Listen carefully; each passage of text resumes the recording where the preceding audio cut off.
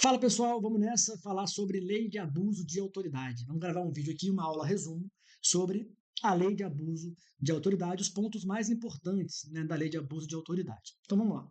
Para começar, nós temos aqui que a lei de abuso de autoridade ela prevê não apenas o dolo, mas também a finalidade específica. Então tem que ter dolo, mas finalidade específica. O dolo somente não é suficiente. Tá, professor, mas o que é essa finalidade específica que eu tenho que ter para caracterizar um abuso de autoridade? Prejudicar a outrem, beneficiar a si mesmo ou a terceiro, ou mero capricho ou satisfação pessoal. Eu tenho que ter uma dessas finalidades junto ao dolo para que haja abuso de autoridade. Uma outra informação importante é que a divergência na interpretação de lei ou na avaliação de fatos não configura abuso de autoridade. Não existe crime de interpretação, crime de hermenêutica, isso sempre cai em prova.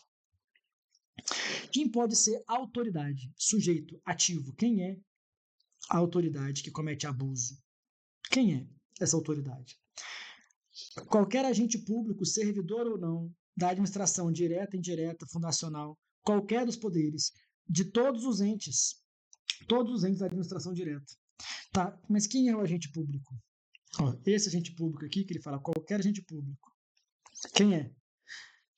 Para efeitos dessa lei, todo aquele que exerce, ainda que transitoriamente, ainda que sem remuneração, por eleição, nomeação, designação, contratação, qualquer outra forma de investidura ou vínculo, exerce o quê? Mandato, cargo, emprego ou função nos órgãos que estão no caput. Então, cara, quem que é autoridade? É qualquer pessoa, é todo mundo. Todo servidor praticamente é autoridade. Até quem não é servidor, mas exerce alguma função pública de alguma forma. Então eles costumam falar assim: o pessoal do legislativo não é autoridade. Não comete o crime porque eles têm imunidade. Meu, é poder legislativo, executivo, judiciário, é militar, é civil, é MP, Tribunal de Contas, é todo mundo. Todo mundo. Beleza? É sujeito ativo desse crime. E o artigo 2º, ele traz um detalhe que ele fala o seguinte: ainda que transitoriamente sem remuneração. E isso é igual o que está previsto, esse ainda que transitoriamente e sem remuneração aqui, ó, ele é igual ao artigo 327 lá do CPP, 327 do Código Penal, quer dizer, que traz o conceito de funcionário público. E sempre é uma pegadinha em prova. O mesário, que é só um dia e é de graça. O jurado, que é só um dia de graça. Eles são funcionários públicos para fins penais? São. Eles são autoridade para fins de abuso de autoridade? São também. Beleza? Quem que é a vítima? A vítima principal é a pessoa atingida, mas o Estado também acaba sendo vítima, porque a autoridade que comete esse crime, ela queima o filme do próprio Estado. Né? Você começa a partir do pressuposto que toda autoridade é abusiva. A ação penal na lei de abuso de autoridade, ela é uma ação penal pública incondicionada. Sendo possível a ação penal privada subsidiária da pública, no caso de inércia do MP. Inércia. Então, não existe ação condicionada à representação na lei de abuso de autoridade. A condicionada não existe. Existe a incondicionada. Se o promotor ficar inerte no prazo por oferecimento da denúncia, aí abre a possibilidade da ação penal privada subsidiária da pública. Beleza? O que mais? Quais são os efeitos da condenação na lei de abuso de autoridade? Tornar certa a obrigação de indenizar. E aqui tem um detalhe que eu preciso de requerimento do ofendido para que isso conste na própria sentença, para que na sentença o juiz fixe, sentença fixar, valor mínimo de reparação. Então, para que tenha valor mínimo de reparação na sentença, tem que ter um requerimento do ofendido. Sem o requerimento da vítima, eu não posso ter essa fixação na sentença condenatória. E eu tenho ainda como efeito da condenação a inabilitação para o exercício de cargo, emprego ou função e a perda do cargo. E aí, veja, nesses dois casos, eu tenho efeitos não automáticos que precisam de reincidência específica. Então, significa que esses efeitos eles não se aplicam aos primários. Não se aplicam aos primários. Então, se um primário comete um crime de abuso de autoridade, ele não pode ter como efeito da condenação a inabilitação para o exercício de nada. ele não pode ter como efeito da condenação a perda do cargo.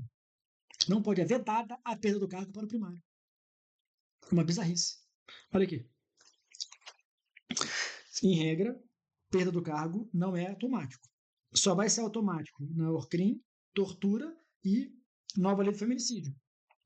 E para abuso de autoridade, aí, além de não ser automático, precisa da reincidência específica, ou seja, é vedada ao primário. Muito doido, né? Muito doido. Penas restritivas de direitos da lei de abuso de autoridade.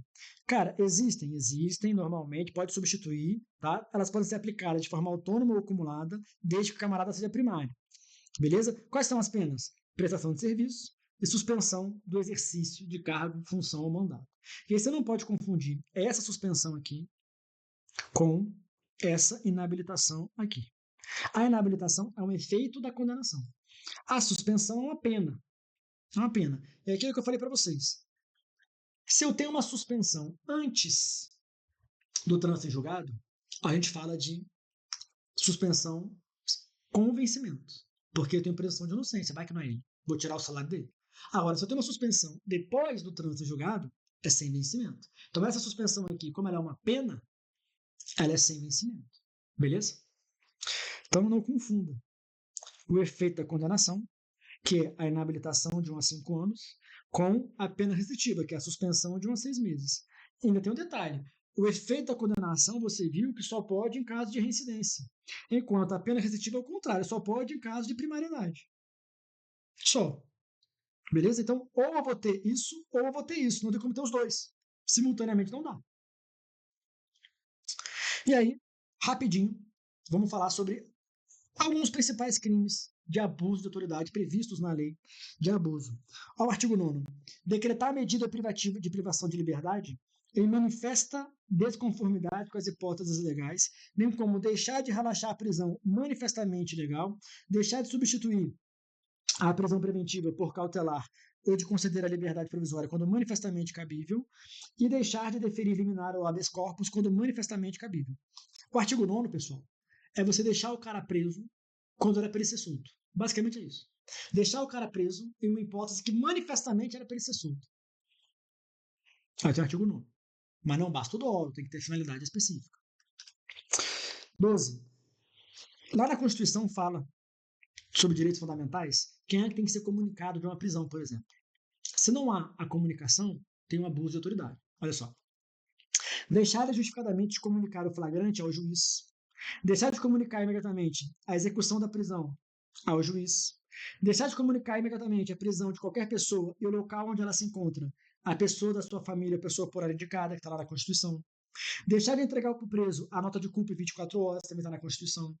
Prolongar a execução da pena, da prisão temporária, da preventiva, da medida de segurança, da internação, deixando, sem justo motivo, esse excepcionalismo de executar alvará de soltura imediatamente após recebido, ou promover a soltura do preso quando esgotado o prazo. Cara, é o caso em que o camarada está preso, veio uma ordem do juiz falando solte, e a pessoa não solta.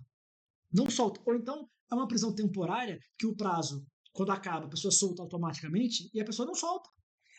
Então, se ele porque não soltou depois da ordem judicial, se ele porque não soltou quando acabou o prazo, se isso acontecer, é abuso de autoridade. Se for doloso e com alguma finalidade específica. 15. Constrangir a depor, mediante ameaça de prisão, pessoa que, em razão de função, ministério, ofício ou profissão, deva guardar segredo ou sigilo. Essas pessoas aqui, ó, teoricamente, elas são proibidas de depor. Elas só podem depor se elas forem desobrigadas. Ou né, quer dizer, elas têm que ser desobrigadas e têm que querer. Além de ser desobrigada, ela tem que querer prestar depoimento. Beleza? Se você constrange alguém a depor, alguém desses a depor sob ameaça de prisão, eu tenho abuso de autoridade. Bem como prosseguir com o interrogatório da pessoa que decidiu ficar em silêncio ou que optou ser assistida por advogado. Então, se eu falo assim, ó, eu quero ficar em silêncio e continuam perguntando, vou perguntar só para constar as perguntas no sistema, é abuso. Se eu falo só para falar que é na presença de um advogado e continuam me perguntando sem a presença de um advogado, é abuso. É abuso. Beleza? E para fechar, artigo 20. Impedir, sem justa causa, a entrevista pessoal e reservada do preso com seu advogado, bem como impedir o preso, o réu, solto ou investigado a entrevistar-se pessoal e reservadamente com seu advogado por prazo razoável antes do interrogatório, sentado ao lado do advogado, salvo no caso de interrogatório, no caso de audiência por videoconferência. Pessoal, o investigado, o réu, ele tem o direito de conversar com o advogado dele a hora que ele quiser. Ele só não pode conversar com o advogado dele durante o depoimento dele. Ele tá lá, sendo interrogado. Aí não dá pra ele parar, para de falar com o meu advogado aqui. Aí não dá. Agora, porra, antes do interrogatório, ele tem todo o direito. Olha, eu quero conversar com o meu advogado. Tá no meio entre uma testemunha e outra. Conversando com o meu advogado. Tá até ouvindo alguém, pode lá ficar o réu e o advogado com xixi? Pode, não tem problema nenhum. Proibir isso aí, impedir isso aí, é abuso de autoridade. 22. Invadir ou adentrar clandestina ou astuciosamente ou à revelia da vontade do ocupante, imóvel alheio às suas dependências onde ele permanecer, sem determinação judicial ou fora das hipóteses. Você sabe que a pessoa, ela só pode, alguém só pode invadir o domicílio de alguém se for por determinação judicial ou se for em flagrante desastre ou para prestar socorro. Determinação judicial somente durante o dia, desastre, flagrante desastre ou prestar socorro durante o dia ou à noite. É uma urgência. É uma urgência, né? O que diz o artigo 22? Ele fala assim, ó, mandado de busca domiciliar é determinação judicial, só pode de dia. Só pode de dia. Mas ele fala o seguinte, se for feito, ó, isso aqui eu vou até arriscar que isso aqui tá errado. Não é possível não. Vamos conversar. Incorre também em abuso de autoridade quem coage alguém mediante violência ou grave ameaça franquear-lhe acesso ao imóvel ou às suas dependências e quem cumpre mandado de busca entre 21 e 5. Então, olha só. Vê. Aqui, ó, eu tenho noite. Beleza? Esse aqui é o período correspondente à noite. Tá? Então, no nosso exemplo, vamos fingir que anoiteceu 18h25 e que amanheceu 5h15. Beleza? Então aqui nós temos a noite. Nesse período noturno aqui, que tá escuro. O que é noite? Quando tá escuro. Não tem horário previsto. Eu vou ter um exemplo aqui, não tem horário. Nesse período que está escuro, não pode ter invasão de domicílio para cumprir determinação judicial. Se tiver, é uma prova ilícita. Ilícita. Beleza? Mas o legislador aqui ele foi além. Ele fala assim, ó, se for entre 21 horas e 5 horas, se for nesse período aqui, ó, além de ser ilícita, é crime de abuso de autoridade. Percebeu? Então, vê. Nesse horário aqui, foi feito uma busca e apreensão. Aqui, eu tenho uma busca que é ilícita, mas não é. Então, aqui, ó, é ilícita, mas não é abuso. Percebeu? Ela é ilícita, porque está de noite. Mas não é abuso, porque não foi depois das 9. Fez uma busca aqui. Essa busca ela é ilícita e, além disso, ela é crime de abuso. Percebeu? Então não significa que, então quer dizer que antes das 9 da noite pode ter. Não pode. De noite não pode, está na Constituição. De noite não pode. O que ele falou aqui é que é crime de abuso entre 9 e 5. Tá de noite, já não pode. É ilícito. Durante a noite inteira, a busca é ilícita. Se for entre 9 e 5, além de ser ilícita, ainda é crime de abuso. Percebeu? Maravilha, pessoal? Esse é o artigo 22. Tá? 25.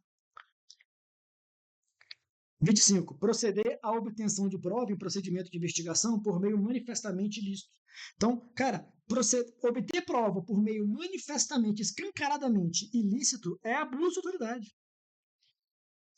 Prestar informação falsa sobre procedimento judicial, policial, fiscal ou administrativo com o fim de prejudicar o interesse do investigado. Tem que ter essa finalidade aqui. E 32. Negar ao interessado, seu defensor ou advogado acesso aos autos. Aqui é o boicote à súmula vinculante 14. A súmula vinculante 14 diz que é direito da defesa ter acesso aquelas diligências que já foram documentadas. Diligências encerradas e documentadas, a defesa tem que ter acesso. Se isso é impedido com a defesa, eu tenho crime de abuso daqui, que é negar o acesso. Negar o acesso é abuso de autoridade. Beleza? Aí aqui ele fala, salvo se tiver em andamento e tal, que é justamente a exceção da súmula. E aí sim, com isso, ó, eu encerro então lei de abuso de autoridade. Beleza, pessoal? Vou ficando por aqui, fecha a conta e passa a régua. Tchau e obrigado.